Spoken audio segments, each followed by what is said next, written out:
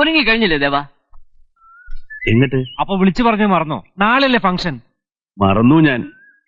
എന്താണോ തനിക്കെങ്കിലും ഓർമ്മപ്പെടുത്തായിരുന്നില്ലേ? അയ്യോ, ഫംഗ്ഷൻ മറന്നതല്ല, അതിന്റെ കാര്യം ഓർമ്മപ്പെടുത്തണം എന്ന് വിചാരിച്ചത് മറന്നുപോയി, അതാ പറ്റിയത്. തിരുമേനി ഒന്ന് കാണണം. ഇരുന്നോളൂ.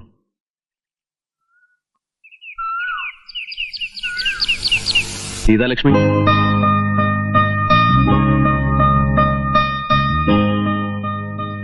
അറിഞ്ഞു കൊണ്ടുപോകാൻ ആളെത്തിയില്ലേ? മറന്നു പറഞ്ഞതൊക്കെ? പറഞ്ഞില്ലേ എന്നോട് മനസ്സ് ഭസ്മം തൊട്ട് തുടച്ചു മിനിക്ക് വെക്കണമെന്ന്? ഒക്കെ അനുസരിച്ചിട്ടുണ്ട്. ഇനിയിപ്പോ എന്റെ കൂടെ ഉണ്ടായാൽ മാത്രം മതി, എങ്ങോട്ട് പോവാണ്ടേ. സീതാലക്ഷ്മി, നീ എന്താ ഇങ്ങനെയൊക്കെ സംസാരിക്കുന്നത്? എന്തു പറ്റി നിനക്ക്? ഇഷ്ടപ്പെട്ടു പോയി, വല്ലാതെ ഇഷ്ടപ്പെട്ടു പോയി. ഒന്ന് വിളിക്കൂ എന്നെ, കൂടെ ഇറങ്ങി വരാൻ ഞാൻ. മിണ്ടരുത്. നീ എന്താ വിചാരിച്ചേ?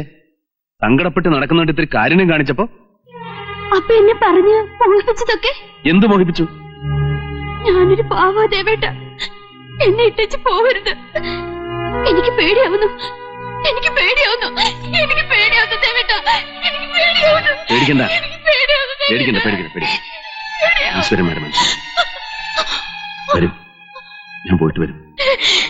വേണ്ടാത്തതിലേക്കൊന്നും മനസ്സിനെ വലിച്ചെടുക്കാതെ നല്ല കുട്ടിയായിട്ട്.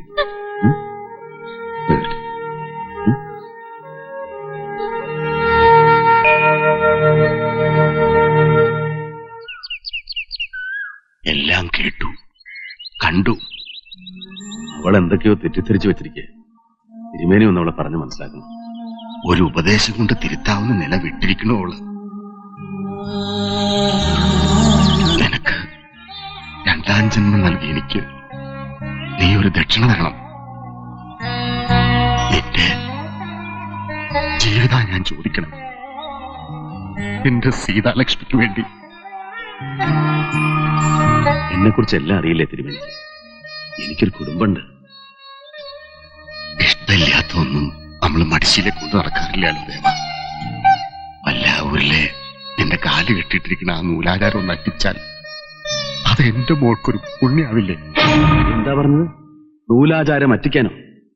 സ്നേഹിച്ചിട്ടില്ലായിരിക്കാം. അഗ്നിസാക്ഷിയായി ഞാൻ താലി കെട്ടിയ പെണ്ണാണ് അവള്. ചോദിച്ചില്ലേ ദക്ഷിണ? എടുത്തോളൂ, ഈ വലം കൈ തന്നെ വെട്ടിയെടുത്തോളൂ. അല്ലെങ്കിൽ ഗുരുത്വദോഷത്തിന്റെ പേരിൽ ഈ മൂർധാവിൽ ഇടുത്തി വീഴട്ടെ എന്ന് ശപിച്ചോളൂ. വേറൊന്നും എന്നോട് ചോദിക്കരുത്.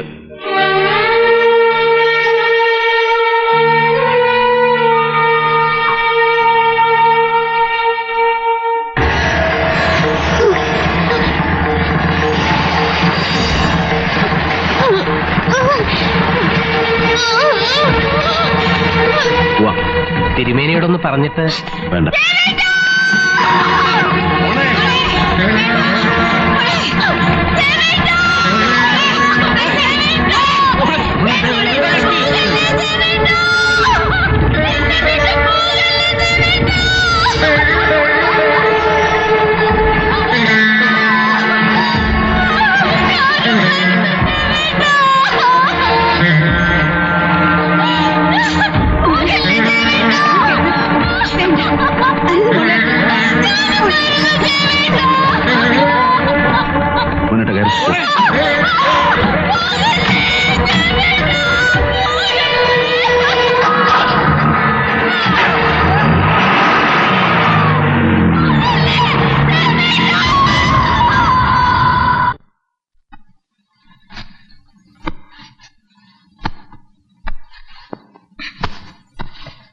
ഒക്കെ എടുത്തു വെച്ചിട്ടുണ്ട്.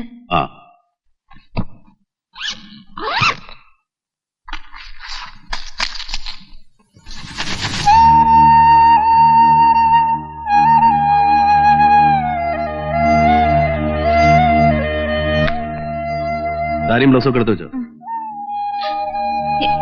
എന്തെടുത്ത് വെക്കാനാ പറഞ്ഞ? നിന്റെ സാരിയും ബ്ലൗസും ഒക്കെ നീയും വരണു തൃശ്ശൂർക്ക്. എന്താ നോക്കി നിൽക്കണേ? ചെല്ല് വേഗം ചെല്ല്.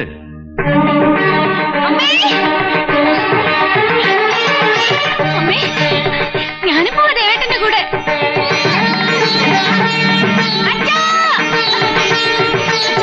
ഞാനും പോവാ,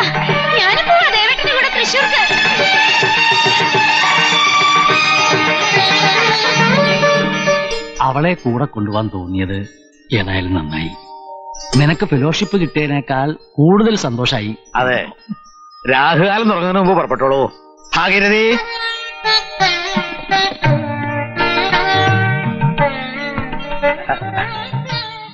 പോയി വരിക.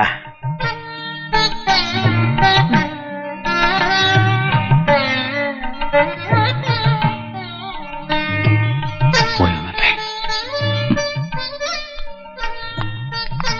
ഭാഗ്യം. ഈ നിമിഷം തന്നെ കണ്ണടഞ്ഞു പോയാൽ എനിക്ക് പുനർജന്മം ഉണ്ടാവില്ല ഭാഗീരഥി.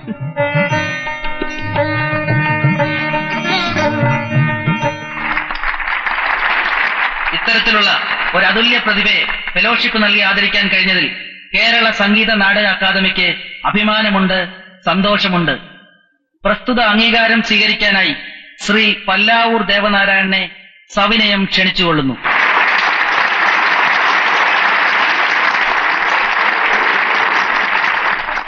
ശ്രീ പല്ലാവൂർ ദേവനാരായണനെ പൊന്നാട അണിയിച്ച് പുരസ്കാരം നൽകുവാൻ ബഹുമാനപ്പെട്ട സാംസ്കാരിക വകുപ്പ് മന്ത്രിയെ ഞാൻ ക്ഷണിച്ചുകൊള്ളുന്നു.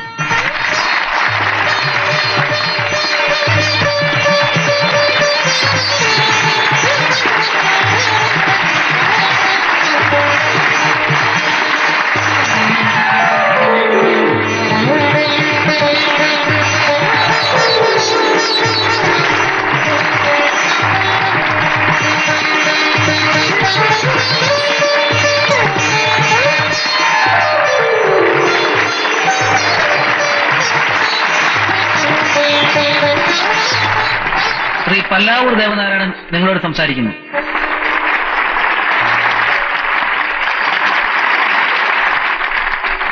ബഹുമാനപ്പെട്ടവരെ, അംഗീകാരം കൊണ്ട് ഒരിക്കലും ഒരാൾ ആദരിക്കപ്പെടുകയല്ല, അനുഗ്രഹിക്കപ്പെടുകയാണ്. ഊണും ഉറക്കവും വെടിഞ്ഞ് എല്ലാവരും ഉറങ്ങുമ്പോൾ ഉറങ്ങാതിരുന്ന് ചെയ്യുന്ന ഒരു അത്യധ്വാനത്തിന് കിട്ടുന്ന വരദാനമാണ് ഈ അംഗീകാരം. മൂർധാവിൽ ഈശ്വരൻ വെച്ച് തരുന്ന ഒരു മുദ്ര. നന്ദി പറഞ്ഞാൽ തീരാത്ത മനസ്സുമായി നിങ്ങൾ തരുന്ന ഈ തീരാത്ത സ്നേഹത്തിന് എന്റെ ഹൃദയം കൊണ്ട് ഞാൻ ദണ്ഡ നമസ്കാരം ചെയ്യും.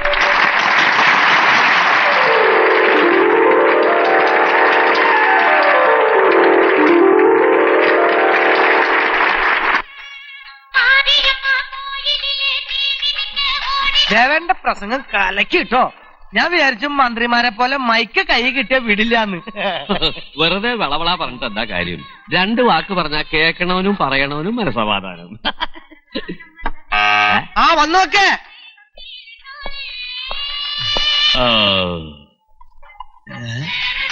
ചിക്കനാണ്, ചിക്കനും തോൽപ്പിട്ടു. ഒന്നങ്ങോട്ട് മാറി വസുന്ധര അടുത്ത് വരും, ഭക്ഷണം കഴിക്കാം. അങ്ങോട്ടിരുന്നോളൂ, കഴിക്കാം. അയ്യോ, ഞാൻ ഇറച്ചി മീനൊന്നും കഴിക്കില്ല. ഇനിയിപ്പോ എന്താ ചെയ്യാ? വെജിറ്റേറിയൻ ഓർഡർ ചെയ്യാം.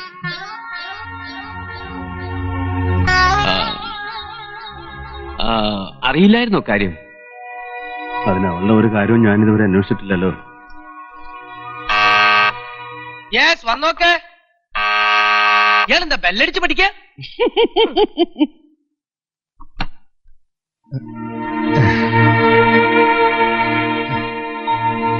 ദേവേട്ടൻ ഇല്ലേ? ഉണ്ട്, വരൂ. ഞാൻ ചന്ദ്രഭാനു. മനസ്സിലായി, ഇരിക്ക.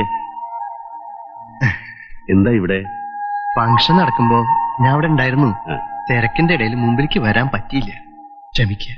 ആ സമയത്ത് വന്ന് ബുദ്ധിമുട്ടിച്ചേനെ. എന്ത് ബുദ്ധിമുട്ട്? ഒരാഗ്രഹം പറഞ്ഞ തടസ്സം പറയൂ. ഇന്നൊരു പെഗ് എന്റെ കൂടെ കഴിക്കുന്നതിൽ വിരോധമുണ്ടാ? ക്ഷമിക്കണം, കുടുംബണ്ടേ കൂടെ. ദേവേട്ടനെ കാണാനും സംസാരിക്കാനും എനിക്ക് ഇനിയൊരു അവസരം ഉണ്ടാവുമെന്ന് തോന്നുന്നില്ല. എനിക്ക് വിസ കിട്ടി, ഗൾഫിലേക്കല്ല.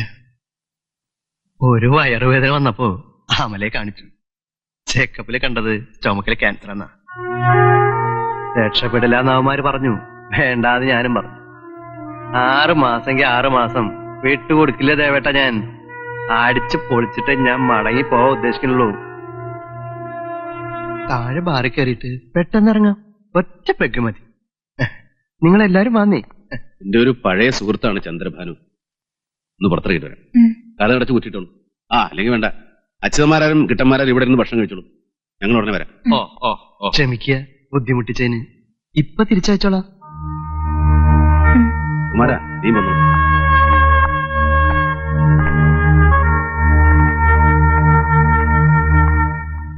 സാർ, ബാർ ക്ലോസ് ചെയ്തു. ഇവിടേക്ക് ഇപ്പൊ 11 മണിയാകുമ്പോഴേക്കും ബാർ അടയ്ക്കും. പിന്നെ കയ്യും കാലും പിടിക്കണ ഒരു പെഗിട്ട് നമുക്ക് റിവേറിലേക്ക് പോവാം. വേണ്ട ചന്ദ്രഭാനു, നേരെ ഇത്ര ആയ സ്ഥിതിക്ക് ഇനി ഒരിക്കലാവാം. ഏതായാലും ഇറങ്ങിയില്ലേ നീ? 1/2 മണിക്കൂർ കാറിന്റെ നീ വരുന്നേ പ്ലീസ്. കുമാര,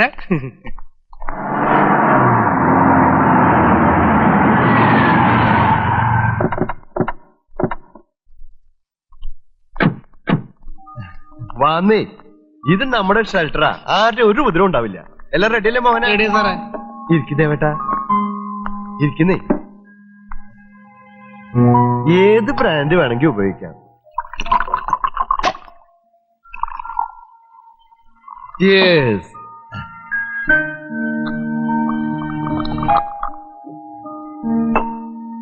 സത്യം പറഞ്ഞ ദേവേട്ടനെ പോലെ ഒരു ഭാഗ്യവനെ ഞാൻ കണ്ടിട്ടില്ല. ഇനിയും ഒരുപാട് അംഗീകാരങ്ങൾ ദേവേട്ടനെ തേടി എത്താതിരിക്കണുള്ളൂ. ഇതൊക്കെ എന്തിരിക്കുന്നു ചന്ദ്രഭാനു? ഒരു നിമിഷ നേരത്തേക്ക് മാത്രം. അതെ, ദേവേട്ടൻ എന്തു അങ്ങനെയാ, നിമിഷ നേരത്തേക്ക് മാത്രം. ഓർക്കുന്നുണ്ടാ? ഒരു നിമിഷം കൊണ്ടാ എന്റെ കുടുംബം തട്ടിത്തകർത്ത് അന്ന് ദേവേട്ട ഇറങ്ങിപ്പോയത്. അന്ന് തന്നെ ഇറക്കി വിട്ടു ഞാൻ അവളെ. അവള് ചെയ്ത തെറ്റിന്റെ ഫലം അവൾ അനുഭവിക്കട്ടെ. ഭാനുട്ട്, അന്നത്തെ ആ സംഭവത്തിന്റെ പേരിൽ ദേവേട്ടൻ ഒരുപാട് പശ്ചാത്തപിച്ചിട്ടുണ്ട്. ഇനി അതൊക്കെ അങ്ങ് മറക്കണം. മറക്കാനോ? ഞാനോ?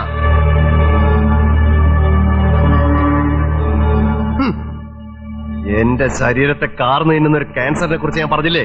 അതെ, എല്ലാം തകർത്ത് നീ ഇറങ്ങിപ്പോയപ്പോ ഞാൻ എന്റെ മനസ്സിൽ സൂക്ഷിക്കുന്ന പക, അതാണ് ആ ക്യാൻസർ. അതെനിക്ക് കരിച്ചു കളയണം ഈ നിമിഷം, ഇവിടെ വെച്ച്. ഓ, നീ മനഃപൂർവ്വം? അതെ.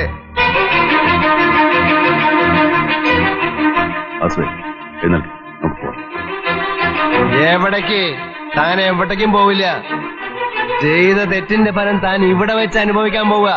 അതിനുശേഷം ഹോട്ടൽ മുറിയിൽ നിന്റെ ഭാര്യ. ധൃതി വേണ്ട, എല്ലാറ്റിനും അവസരം തരാം. സക്കറിയ,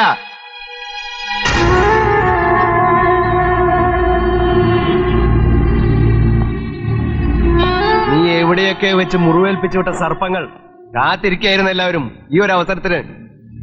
എല്ലാ കത്തിവേഷവും അഴിച്ചു വെച്ച് രംഗത്ത് നിന്ന് പിൻവാങ്ങാൻ ശ്രമിക്കുന്ന ഒരാളാണ് പഴയ രൗദ്രവേഷക്കാരൻ. ഇനി ഒരു യുദ്ധത്തിൽ ഞാൻ എല്ലാവരും. അതെങ്ങനെയാ? സർക്കാരിന്റെ ആദരവ് മാത്രം ഏറ്റുവാങ്ങിയാ മതിയോ? ഞങ്ങളും കൂടെ ഒന്ന് ആദരിക്കട്ടെന്ന്. ഓ, നീ പോവാൻ പറയുമ്പോ പോവാനും വരാൻ പറയുമ്പോ വരാനും ഞാനാരാ?